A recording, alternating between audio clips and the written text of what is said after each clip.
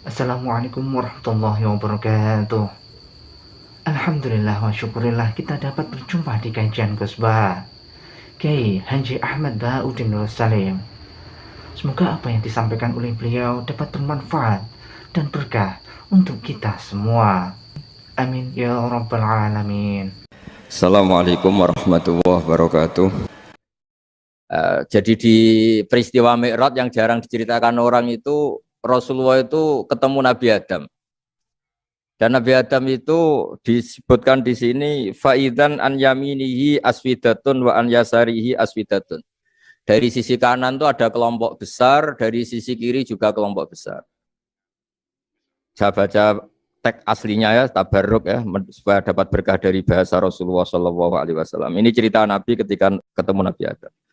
Fa idza nazara qibala yaminih dhahika wa idza nazara qibala shimalih baka. Nabi Adam ketika melihat ke kanan tuh senyum-senyum, senang sekali. Tapi kalau melihat ke kiri itu nangis. Lalu Rasulullah SAW tanya ke malaikat Jibril, itu siapa? Itu Adam. Dan yang kelompok di kanan itu ahli surga, maka beliau kalau melihat senang sekali, dan kalau yang di kiri itu ahli neraka, kalau beliau melihat itu susah sekali. Artinya apa? Betapa susahnya jadi Nabi Adam itu. Jadi kalau misalnya ada koruptor ketangkep gitu ya, yang nangkep ya cucunya, yang ditangkep juga cucunya. Kalau kita punya anak 10 itu, terus yang satu misalnya nyuri milik temannya, milik saudaranya itu, sing naboi ya anaknya, yang ditaboi juga anaknya. Kayak apa tersiksanya seorang Nabi Adam? Karena nggak punya pilihan, pasti dari sekian kasus dolim dan mazlum, yang mendolimi maupun yang didolimi itu pasti anak cucunya. Jadi betapa susahnya seorang Nabi Adam. Jadi termasuk kearifan kita sebagai manusia itu belajar dari takdir yang kita hadapi, yaitu keterbatasan kita sebagai manusia. Kita harus bisa ngelola kegagalan, terima kodok kodar. Makanya kata Mbah Mun, abahnya Gus Hasim itu sering cerita ke saya, iman itu paling dhuwur itu iman kodok kodar, khairihi wa syarrihi minallah. Kita harus punya kesiapan iman khairihi wa syarrihi minallah. Bahwa segala kebaikan, segala syar itu sudah digariskan oleh Allah Ta'ala. Kita bisa apa sebagai manusia? Jadi pertama Nabi Muhammad ketemu di as-sama idunya, langit paling dekat, itu ketemu Nabi Adam dengan kondisi seperti tadi. Kalau melihat ke kanan itu senyum, karena itu anak-anak beliau, turunan beliau yang ahli surga. Kalau melihat ke kiri itu nangis, karena itu cucu beliau yang ditakdir tidak jadi orang baik.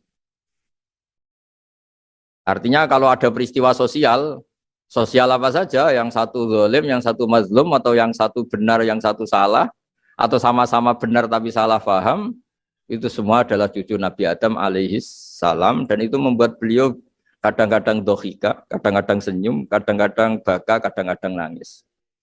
Jadi itu yang menjadikan tambahnya arifnya Rasulullah SAW. Saya teruskan.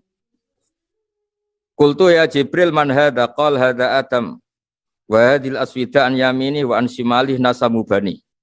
Fa ahlul yamin ahlul jannah wal aswida allati an shimali ahlun nar.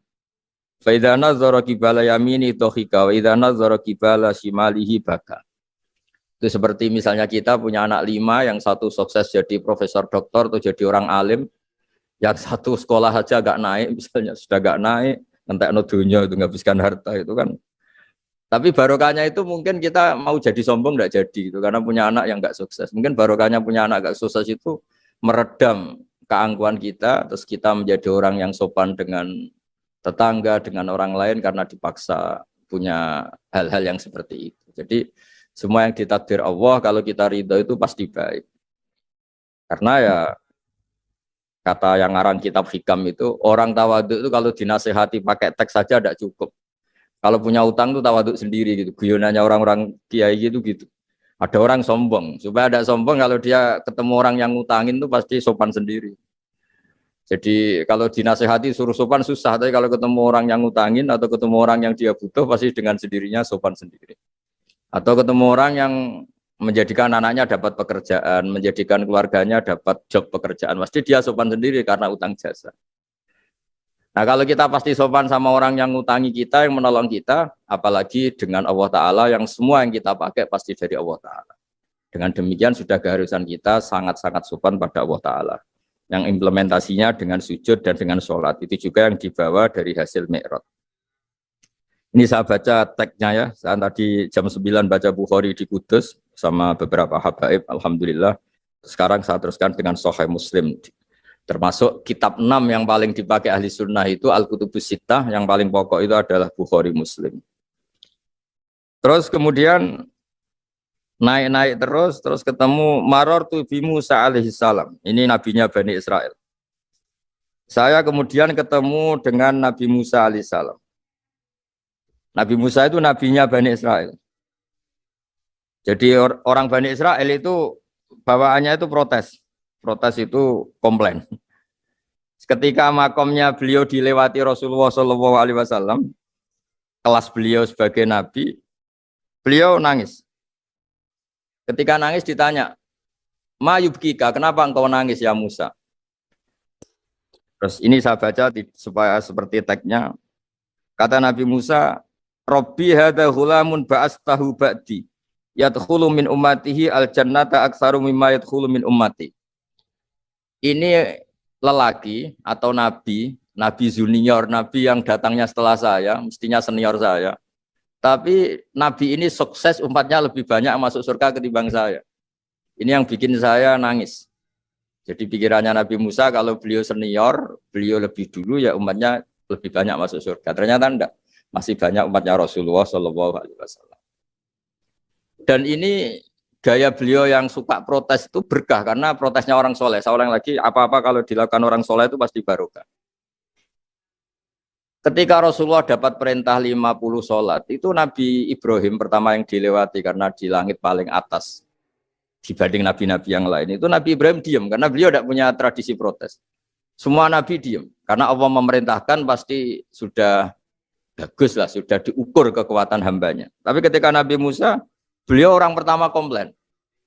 Dapat apa kamu ya Muhammad? Dapat 100 sholat, dapat 50 sholat. Apa komentar Nabi Musa? Umat saya lebih gagah-gagah, lebih keren-keren. Pernah saya uji itu tidak ada yang mampu, apalagi umat kamu. Maka kamu mintalah keringanan. Fas'alhut takhfif, kamu harus minta keringanan. Masyhur itu riwayat itu. Kemudian Nabi minta keringanan sama Allah dipotong hanya 5. 5 masih 45, dipotong lagi 5 masih 40 sampai 9 kali pemotongan. Akhirnya jadi 5 sholat. Itu satu menjadi pelajaran bahwa hubungan dengan Allah Ta'ala itu tidak perlu malu. Karena Allah itu suka kalau dimintain. Mestinya kan dipotong 5, minta lagi sungkan. Dipotong lagi 5, minta lagi sungkan. Tapi ternyata berkali-kali. Bahkan ketika sudah 5 itu Nabi Musa masih bilang, ya Muhammad minta lagi keringanan. Jadi kalau itu dikabulkan itu jadi tidak ada sholat. Itu kalau 5 masih minta. Nah, sampai Rasulullah itu tanya ke Jibril. Ya Jibril, bagaimana dengan gaya komplainnya Nabi Musa? Hiddah itu sering komplain. Jawabnya malaikat Jibril, ya roh hiddata. Allah tahu betul tentang komplainnya Musa dan Allah senang. Ya karena bawaan beliau begitu. Ini penting saya utarakan bahwa dalam Islam itu orang yang lemah lembut, yang samahah, Allahun halim kayak Nabi Ibrahim itu juga Allah suka. Yang suka komplain tapi demi hak, bukan demi konflik. Saya ulang lagi, demi hak, bukan demi konflik. Juga Allah suka. Itu kita menjadi dapat sholat yang hanya 5, itu barokahnya komplainnya Nabi Musa. Karena kita yang lemah ini diukur dengan umat beliau yang kuat. Ternyata umat beliau tidak kuat. Barokahnya tidak kuat itu dipakai tolak ukur, apalagi umatmu ya Muhammad. Kemudian itu yang menjadikan Nabi sebagai orang yang sangat tawaduk, karena yang merintahkan itu senior. Meskipun kita tahu Nabi Muhammad itu Sayyidul Awwalin wal Akhirin, tapi secara lahir, secara jusmani beliau lahir paling belakang, dan secara lahir juga beliau Nabi paling terakhir. Jadi secara hukum adab beliau harus sopan. Tentu sopan itu jadi panutan kita. Meskipun kita tahu hakikat beliau adalah Sayyidul Awwalin wal Akhirin. Secara hakikat. Nanti kita bicara lebih jauh tentang jusmani dan ruhani. Nah akhirnya keturutan sampai 5 sholat yang kita lakukan sekarang itu barokahnya komplainnya Nabi Musa. Banyak di cerita-cerita kitab hadis. Ketika Nabi Musa ngaji sama Nabi Khidir, itu komplainnya Nabi Musa menjadi fikih yang luar biasa, kata kitab Ibnu Hajar al-Asqalani, Fathul Bari. Ketika beliau ngaji sama Nabi Khidir, kemudian Nabi Khidir itu dipinjemin perahu sama masyarakat. Sudah dipinjemin karena beliau majanan ya, dikasih gratis. Tapi di tengah-tengah perjalanan perahunya itu dilubangi. Nabi Musa komplain, akhirat tahali tukhriqu ahla, masa kamu lubangin padahal kamu naik, nanti gimana, kamu sudah pinjem, nggak bayar, masih ngerusak lagi, itu apa-apaan. Nabi Khidir ya relax saja, ilmu kamu belum cukup untuk menganalisis ini. Begitu juga ada 3 peristiwa yang Nabi Musa itu selalu komplain. Apa yang dikatakan Ibnu Hajar al-Asqalani itu kitab yang sangat bagus sekali. Justru dengan protes itu Nabi Musa punya kelas di atas Nabi Khidir. Karena orang nggak boleh sukut alal mungkar. Karena secara fikih orang itu nggak boleh mendiamkan sesuatu yang buruk. Kita tahu dalam aturan fikih, di antara kewajiban kita adalah ingkarul mungkar. Mengingkari sesuatu yang memang harus diingkari. Ya meskipun tentu tidak dengan sikap destruktif yang merusak dan apa. Tapi yang nggak baik tentu kita ingkari. Perilaku Nabi Khidir yang melubangi perahu yang tidak miliknya, padahal yang punya perahu sudah menonton, itu perilaku yang enggak baik. Sehingga Nabi Musa protes. Justru protesnya Nabi Musa ini menjadikan beliau selalu di kelas fikih terbaik, yaitu ingkarul mungkar, mengingkari barang yang harus diingkari. Tapi tentu Nabi Khidir juga enggak salah, karena beliau punya perhitungan, di depan nanti itu ada begal-begal, ada kekuatan yang enggak baik, yang selalu akan membegal perahu-perahu yang kondisinya sempurna. Nabi Khidir punya perhitungan, kalau ibarat mobil ini spionnya kok enggak dipecah, enggak diambil, itu termasuk mobil bagus, pasti digarong. Tapi gara-gara spionnya dipecah dulu sama Nabi Khidir, terus depannya dilumuri apa supaya enggak menarik, ini selamat. Jadi perhitungannya Nabi Khidir, wa kana wara'uhum maliku ya'khudhu kulla safinatin ghusba. Di beberapa tafsir diartikan safinah ay sholihah, karena di depannya nanti akan ketemu orang-orang yang dolim, yang selalu ngambil perahu-perahu yang bagus. Caranya gimana supaya perahu itu gak diambil? Ya karena mereka hanya ngambil yang bagus, ya dirusak dulu supaya gak bagus. Kalau ya gak bagus nanti lolos dari garong tadi, dari pengambilan secara dolim tadi. Jadi Nabi Khidir gak salah karena ada visi seperti itu. Nabi Musa protes juga gak salah karena memang tugasnya fikih itu ingkarul mungkar, mengingkari barang yang memang gak benar. Nah, di sini seperti yang dikatakan Gus Yassin, kita harus bisa ngelola perbedaan, ngelola beda sudut pandang dan sebagainya. Sehingga kita selalu dapat nikmat Allah Ta'ala, wa allafa baina qulubihim, nikmat yang kita asik, kita hidup asik, nyaman. Doa-doa bapak-bapak saya, guru-guru kita sering ijazahi setiap ketemu teman atau keluarga disuruh berdoa, Allahumma alif baina qulubina wa aslih dzata bainina. Semoga hubungan kita dengan orang lain itu baik-baik saja dan semua konflik kita dibenahi oleh Allah Subhanahu wa taala. Karena kita tidak pernah tahu ya, kita miskin kadang dianggap problem karena takut membebani tetangga. Tapi kita kaya juga kadang dianggap problem karena orang lain takut kalah dengan kita. Kita tidak pernah tahu cara pandang orang lain.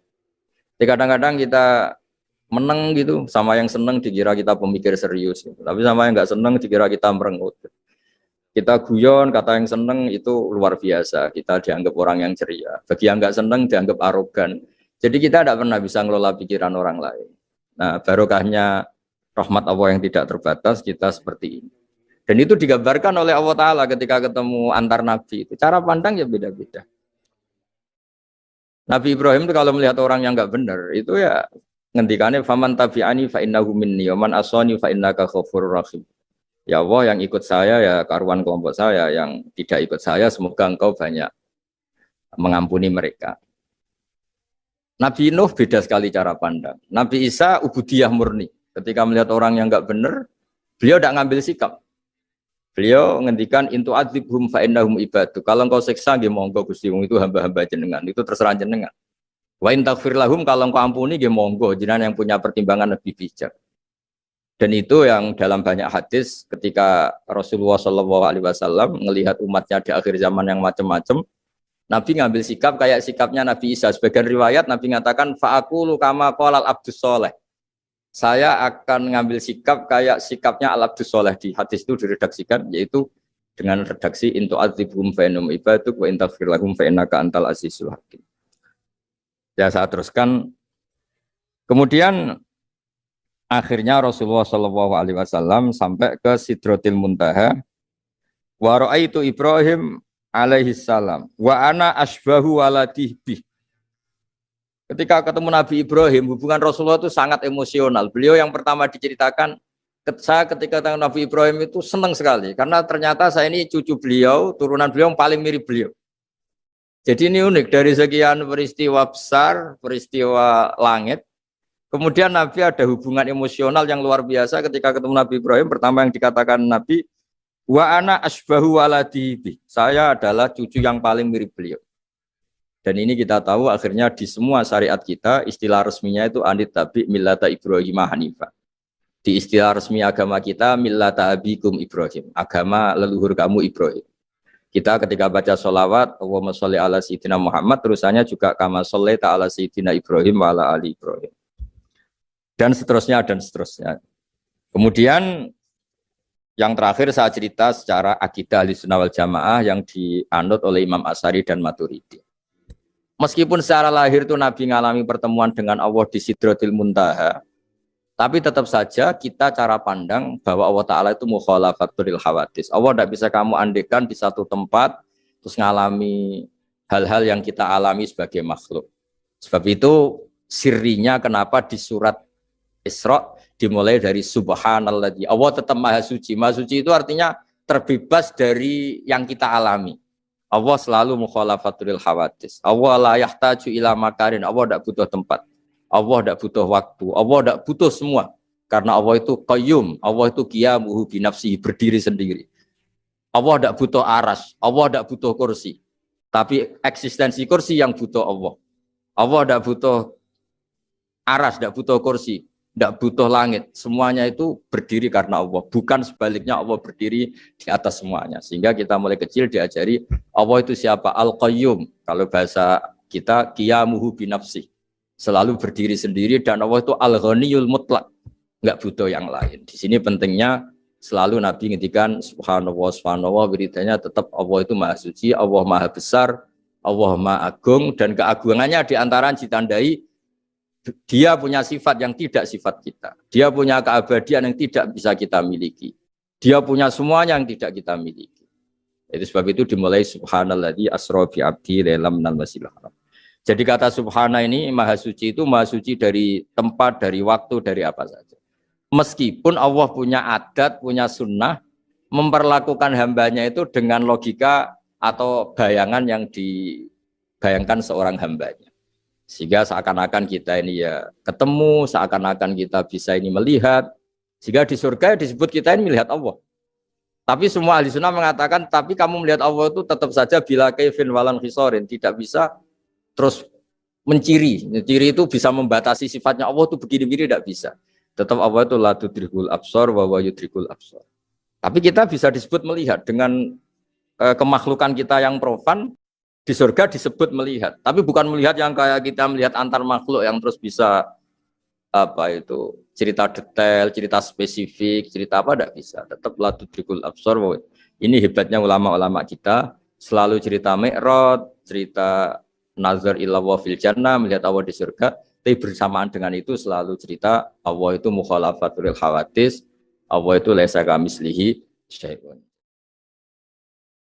Kemudian khusus para bunyai atau mbak-mbak yang hafal Quran, memang saya setuju bahasa Arabnya itu hafidhot.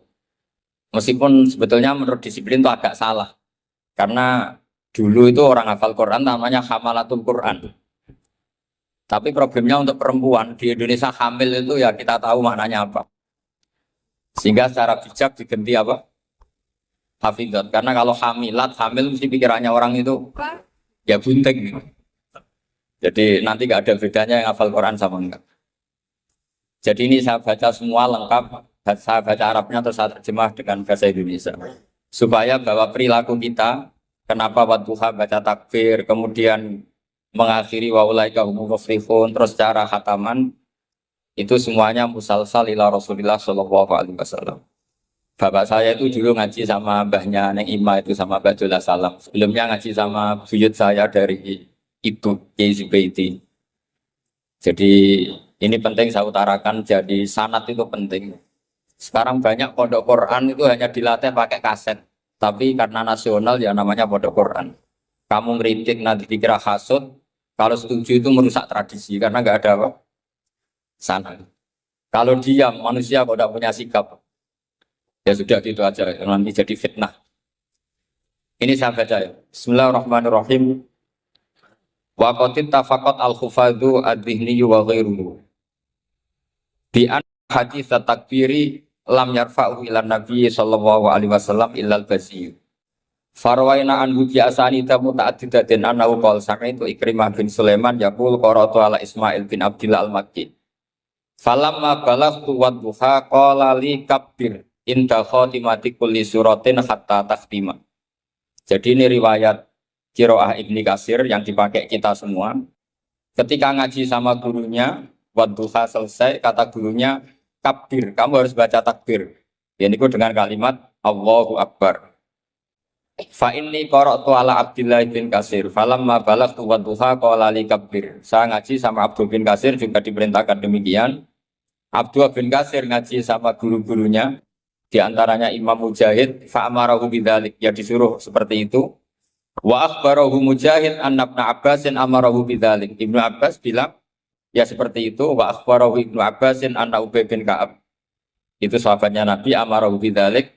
Wa akhbarahu Ubayyun an Nabiyya sallallahu alaihi wasallam amarahu bidzalik. Jadi ini jelas perintah takbir itu musalsal dari kita sampai Rasulullah sallallahu alaihi wasallam. Sehingga ya sudah kita kalau mulai wadduha itu baca takbir. Tapi kemudian ulama itu selalu ada cara pandang yang berbeda. Ada yang menentang itu.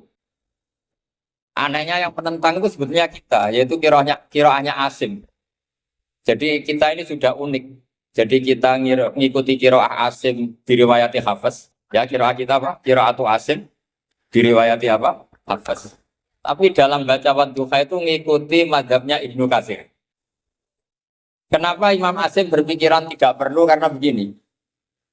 Pantangan dalam membaca Quran adalah tidak boleh melafadzkan sesuatu yang potensi diduga sebagai Quran. Saya ulang lagi ya. Pantangan dalam membaca Quran itu tidak boleh melafadzkan sesuatu yang potensi diduga bagian dari Quran. Sehingga banyak ulama yang berpikir tidak usah. Jadi ya itu namanya ijtihad. Jadi ijtihad itu ya kearifan ulama untuk melihat sekian kemungkinan kebenaran yang digadagi Allah Subhanahu wa taala. Dan enaknya ijtihad, kalau benar dapat 2 pahala, kalau salah dapat 1 pahala. Makanya itu memang kita rileks saja kalau ada perbedaan ulama. Seperti yang dilakukan Hafidhut semua di sini itu sebenarnya enggak madzhab Syafi'i. Semuanya ini Hanafi. Karena kalau madzhab Syafi'i itu di luar sholat auratnya perempuan itu semua tubuh. Untung ada Abu Hanifah. Islam Nusantara lah kira-kira itu yang boleh apa mempertontonkan apa wajah. Ya itu ya plus minus karena kalau sampai cadaran semua nanti ketuker.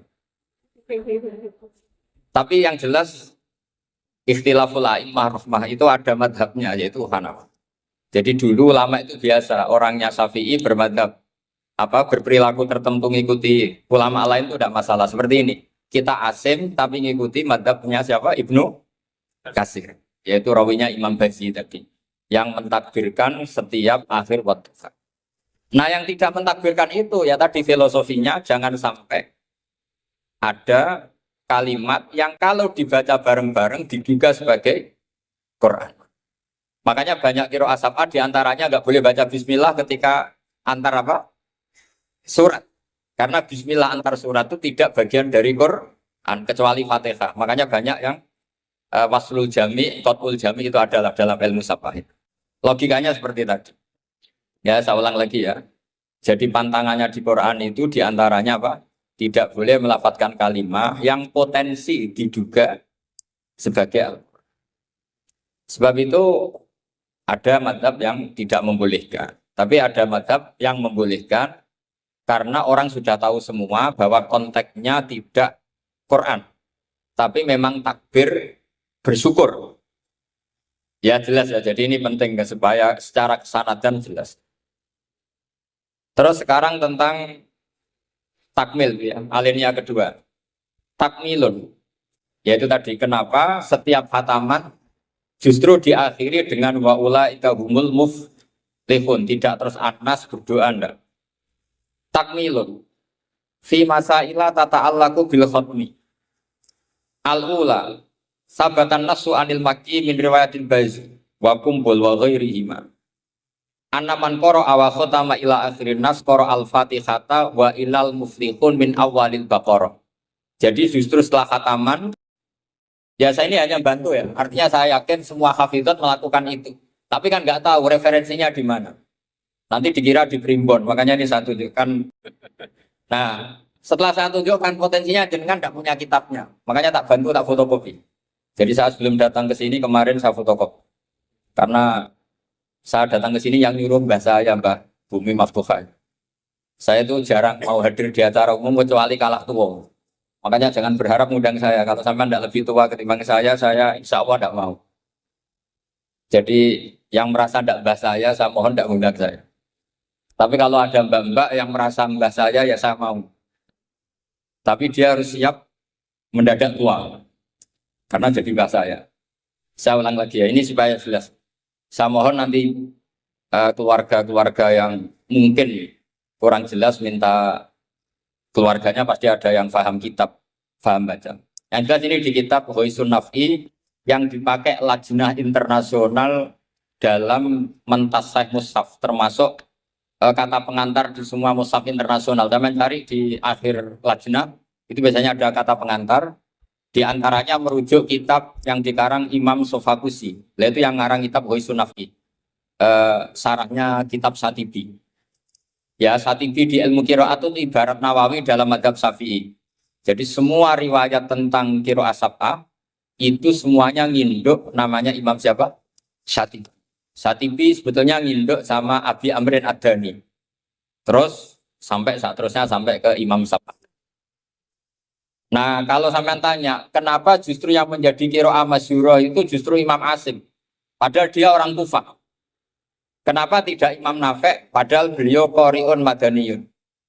Kenapa tidak Ibnu Katsir padahal beliau qari'un makkiyun? Padahal pusat Islam itu di Mekah dan di mana? Madinah.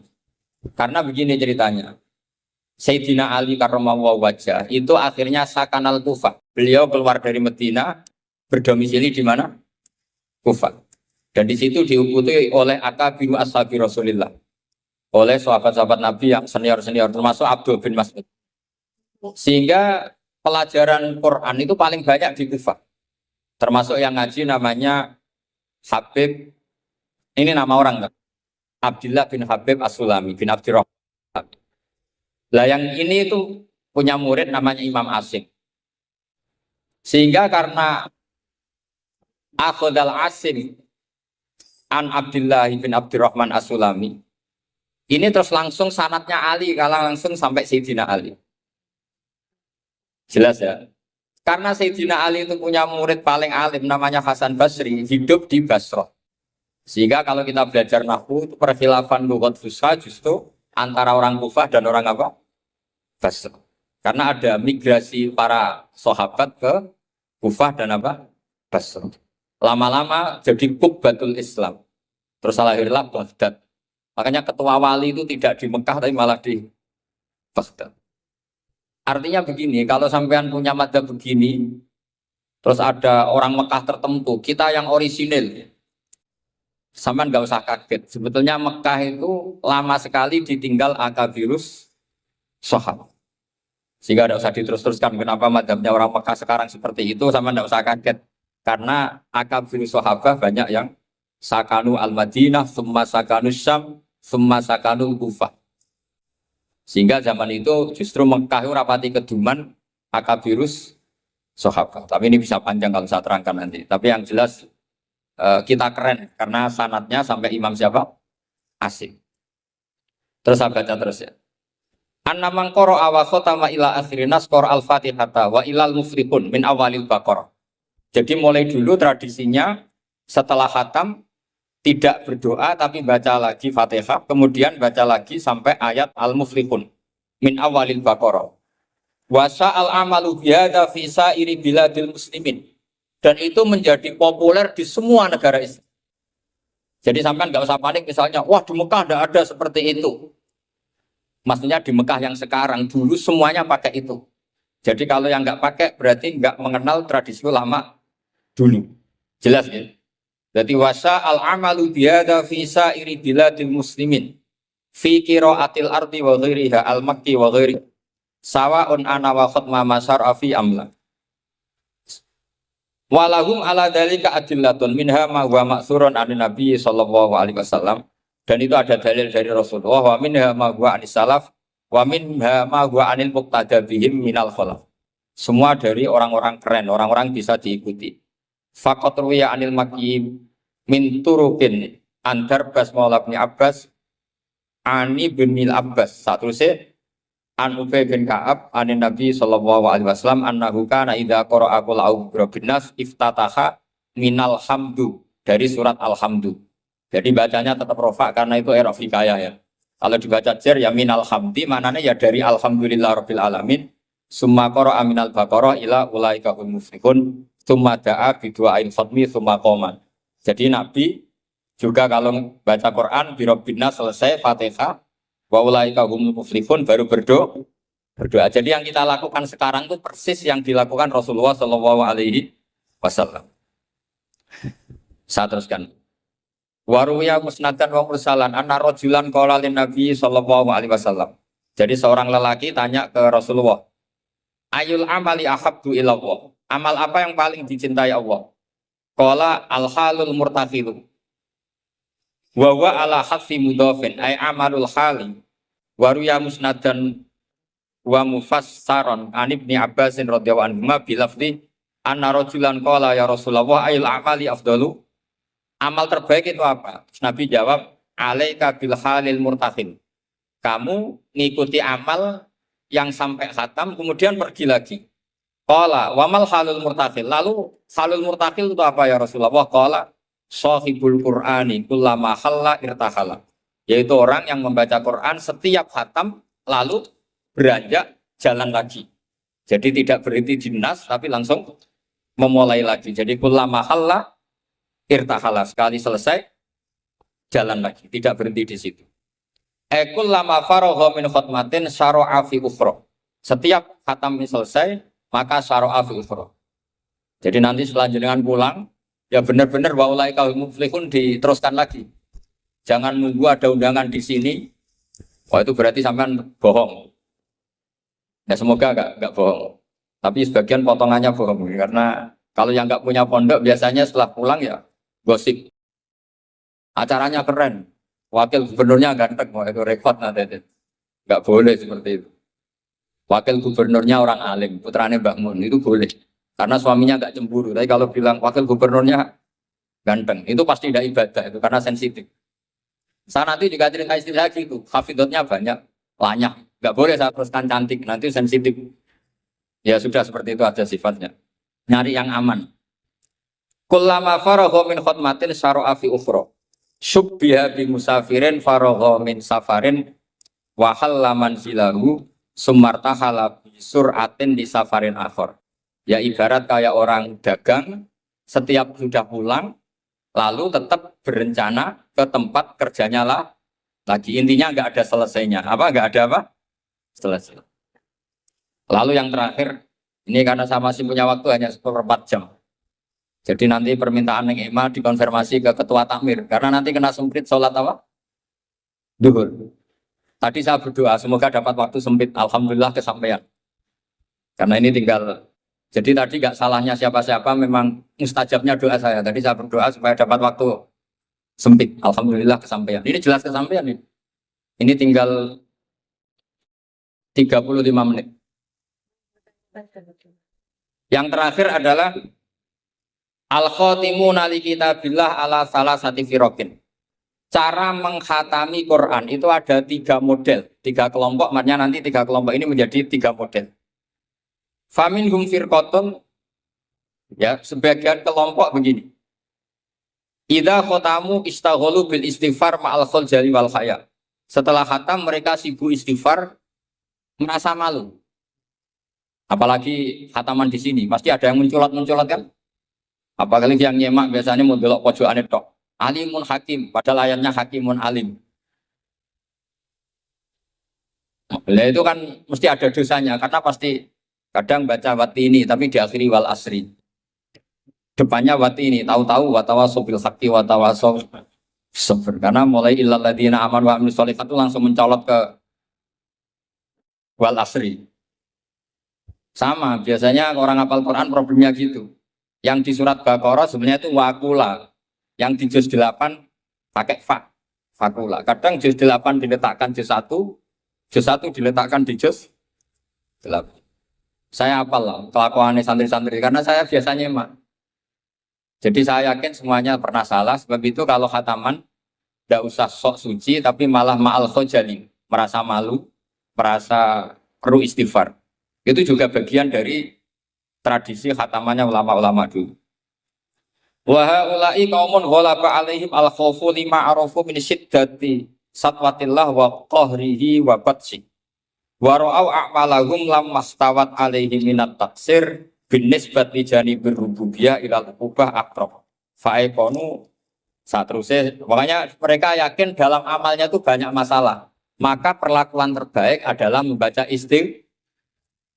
Jadi nggak boleh sampai misalnya gini, ya Allah beri saya rezeki yang banyak, barokahnya khatam Quran. Memangnya Anda khatam betul? Coba tadi yang baca banyak yang korupsi nggak?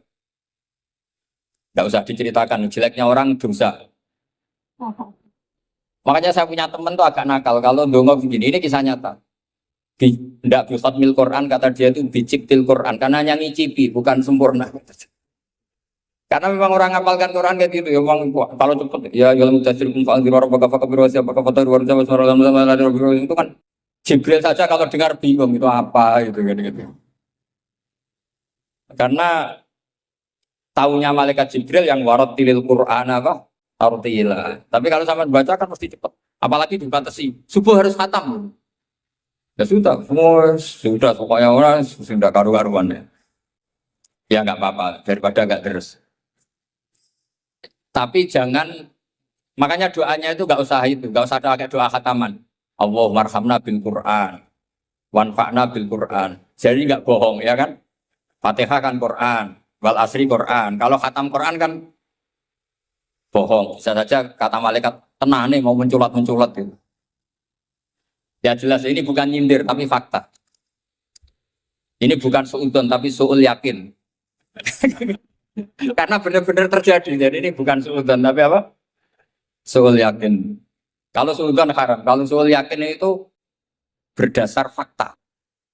Nama berdasar apa? Fakta. Nggak usah tersinggung biasa mawon. Ini kan mungkin ya semua hafid ya kelakuannya seperti itu. Loh ya kalau sampean baca tartil nggak akan cukup waktu 4 jam. Coba baca yang tartil. A aja dulu latihannya. Oh ini masuk katanya. Kata gurunya ada. Mas mesti tidak selesai.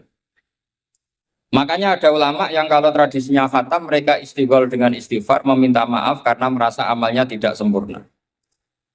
Ya saya teruskan ya. Wafir koton ukhro yasilunal khutmah as-saniyata bil khutmatil ula min ghairi istighalin bidu'ain wala istighfarin. Imma takdiman li mahabbillah ala mahabbihim aw khaufan ayyakuna fi dzalika haddun min hududin nafsi. Ada sebagian ulama sekali khatam langsung baca terus tanpa diselingi doa. Karena di mana-mana doa itu pasti kepentingan pribadi. Mereka malu di depan Allah menggunakan Quran untuk kepentingan pribadi. Sehingga setelah khatam langsung terus ngaji lagi. Karena mereka lebih mendahulukan kalamullah yaitu Quran ketimbang minta-minta sama Allah Subhanahu wa ta'ala. Itu juga tradisi. Sama nggak usah ikut tradisi itu, nanti dikira Wahabi. Ya sudah ikut yang umum saja. Ya tapi ada, tradisi itu ada. Ya saya ulang lagi ya. Jadi alasannya mereka taqdiman limahabillah. Mendahulukan apa yang dicintai Allah yaitu Quran, mengalahkan kepentingan pribadi. Tentu doa termasuk kepentingan pribadi. Kemudian ini yang biasa kita lakukan ya yang biasa kita lakukan yaitu ini yang paling pokok ini karena waktunya mepet. Wafir koton ufrawahum al aksaru. Nah itu digarisi ya karena itu partai kita, grup kita. Hitung itu dari berapa itu? Sudah ketemu ya? Wa firqatun ukhra wa hum al-aktsarun. Idza khatamu istaghalu bidu'ai wa alahu fihi. Lima tabata indahum min adillati dzalik. Kelompok yang lain dan itu mayoritas ya, kalau khatam selesai mereka berdoa dan serius. Alahu itu serius. Kalau orang Jawa maknanya itu permintaan yang serius. Faqat rawat Tirmidzi wa qala haditsun hasanun an Imran bin Husain radhiyallahu anhu annahu qala marra ala qari'il Qur'an summa sa'ala fastarja'a summa qala sami'tu Rasulullah sallallahu alaihi wasallam yaqul man qara al-Qur'ana falyas'alillah bi fa innahu sayaji wa aqwamun yas'aluna bin nasa. Siapa yang baca Quran maka harus meminta Allah atas nama Quran itu daripada membaca Quran kemudian meminta-minta manusia. Warwa wa ghairuhu an Anas radhiyallahu anhu anna Nabiy sallallahu alaihi wasallam qala inda khatmil Qur'ani da'watun mustajabatun wa sajaratun fil jannah. Jadi setiap khatam Quran kalian semua punya jatah doa sing mustajab dan punya jatah satu pohon di surga. Jadi intinya menjadi perantara ke surga. Wa kana Anas bin Malik wa Abdullah bin Mas'ud wa Abdullah bin Umar radhiyallahu anhum yaf'aluna dzalik. Dan sahabat-sahabat melakukan khataman kemudian berdoa.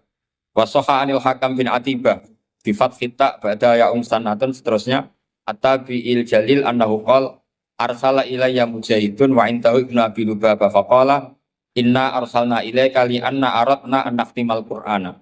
Jadi tradisi undangan seperti ini itu sudah ada mulai dulu. Dulu para tabi'in kalau mau khataman Quran ngundang tetangga. Kalian saya undang karena kami mau khataman Quran ya. Ini dalilnya kita ini dalilnya tradisi guru-guru kita. Inna arsalna ilaika li anna aradna an nakhtimal qur'ana. Kita ngundang kalian karena kita ingin khataman Quran. Wa du'a yustajabu inda khatmil qur'ani, karena doa mustajab ketika khataman Quran. Falamma farahu min khatmil Qur'an da'a bida'awatin. Kemudian setelah benar-benar khatam mereka banyak berdoa. Wa fi ba'di riwayatihi wa annahu kana yuqal inna rahmata tanzilu inda khatimatil Qur'an, karena rahmat turun ketika khataman Qur'an. Warawat darimi fi musnadihi an Humaid al-Arad qala man qara al-Qur'ana tsumma da'a ammana ala du'aihi arba'atu alafi malakin. Jadi kalau orang khataman Quran kemudian berdoa itu yang mengamini 4.000 napa? Malaikat. Jadi jangan tenang saja, kalau aminnya tidak mandi nanti didukung 4.000 siapa? Malaikat. Jadi nanti yang amin boleh tenanan ya baik, enggak tenanan ya karena sedang andalkan berapa? 4.000 malaikat. Wa nassa jama'atun minal ulama al-muqtadabihim ka Ahmad bin Hanbal ala istibabi du'a al-khatmi. Jadi jelas ya, jadi sanad kita, tradisi kita, kalau khataman berdoa itu al-aktsarun, tradisi yang diikuti mayoritas ulama seluruh apa? Dunia. Ini yang terakhir kaifiyah yang kita anut. Ini dalam kitab Al-Jauharul Masun fi Qiraati Qolun. Jadi saya punya kitab sab'ah banyak, termasuk namanya Al-Jauharul Masun fi Qiraati Qolun. Itu karangannya Habib Hadi bin Hasan Asgaf, orang Yaman. Kita akan ini namanya apa? Dirosah ya. Jam'iyah Mudarosatil Quran. Ini saya terangkan pertama istilah mudarosah. Al-mudarosatu sunnatun. Wa ya ayyaqra'a syakhsun hisban wa yaqra'a al-akharu aynama qara'ahul awwal wa hakadha. Jadi sebetulnya mudarosah dulu itu misalnya Zaid baca ya ayyuhal muddatsir ya. Qum fa'anzir gitu. Terus Umar menirukan ayat yang sama. Bakar menirukan ayat yang sama, Ali menirukan ayat yang sama, itu mudarosah. Saya ulang lagi ya. Jadi misalnya gurunya baca ayat tertentu, ya ayat apa? Tertentu. Kemudian ayat yang sama persis diulang. Dan itu namanya apa? Mudarosah. Saya baca lagi ya. Ayat ro'a syakhsun hisban wa yakro al-akharu aynama qara'ahul awal. Wahakadha.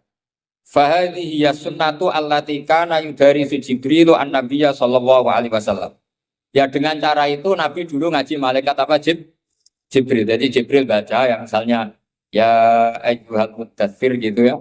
Terus Kanjeng Nabi mengulang lafaz yang sama. Ya, itu namanya mudarosah. Nah, tapi kalau di Indonesia itu yang seperti ini itu nanti ada lagi namanya.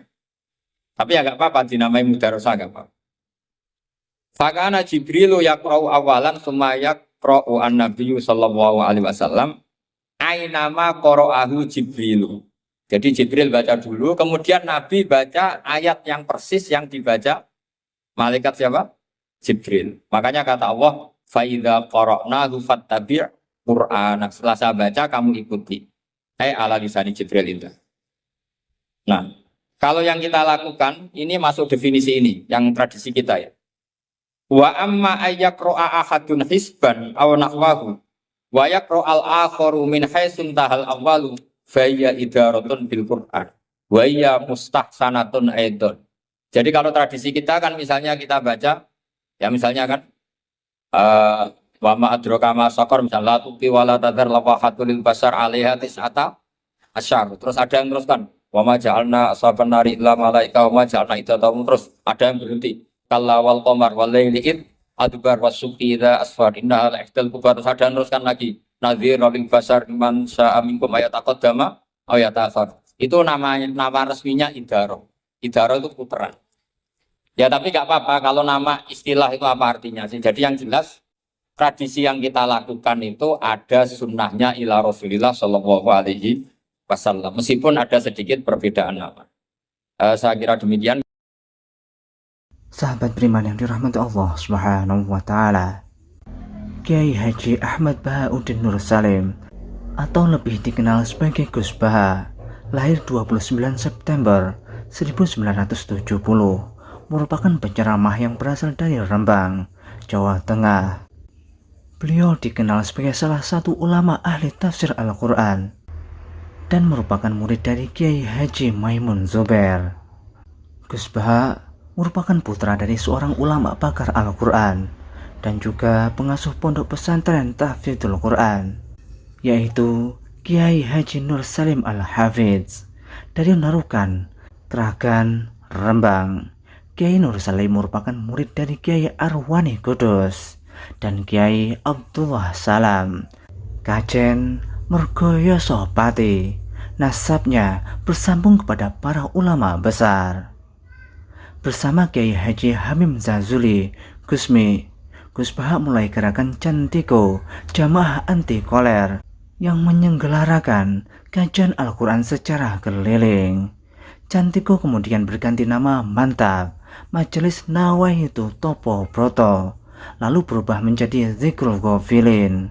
Kadang ketiganya disebut bersamaan, Cantiko, Mantap, dan Zikrul Ghafilin.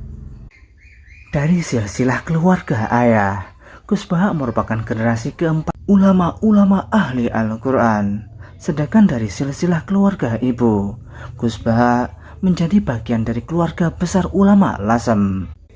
Dari Bani Mbah Abdurrahman, Bai Syaiban, atau lebih dikenal dengan Mbah Sambu. Alhamdulillahirrabbilalamin. Telah kita simak bersama kajian Gus Baha, Kiai Haji Ahmad Bahauddin Nur Salim.